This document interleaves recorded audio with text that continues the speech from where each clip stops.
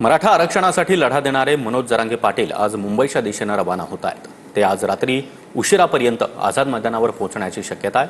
न्यायालयानं आझाद मैदानावर आंदोलन करण्यास परवानगी नाकारली असली तरी पोलिसांनी काही अटींसह केवळ एका दिवसासाठी आंदोलन करण्याची मुभा दिली आहे।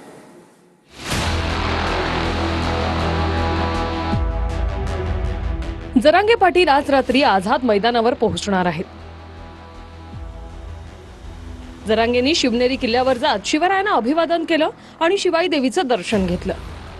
त्यानंतर जरांगे समर्थक आणि गाड्यांच्या ताफ्यासह मुंबईकडे रवाना झाले आहेत। समाजाला एक दिवसाची परवानगी दिली, जाणून बुजून काहीच होऊ नये म्हणून।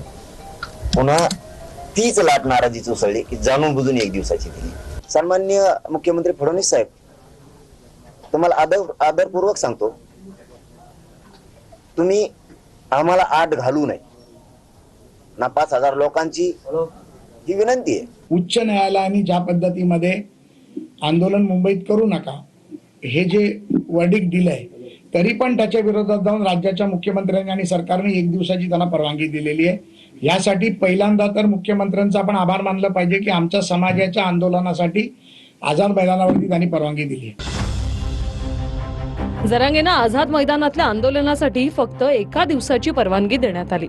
त्यामुळे जरांगे पाटील सरकारवरच संतापले आहेत। परवानगीला अर्ज करायचा म्हणलं सहायता करावं लागतं ना। त्यांनी ते 10 वाजता टाकलं आम्हाला, वकिलाला तरी काय माहित बिचारायला आमच्या काय त्याच्यावर। आणि ज्या पोलिसांनी ते वकील बांधवांकडे दिलं त्यांनी आमच्याकडे दिलं, जिथं जिथं सह्या करून द्या म्हणले आम्ही दिले। आम्हाला काय माहिती त्यात काय, आमच्याकडे वेळ कमी होता, आम्ही पटापटा सह्या केल्या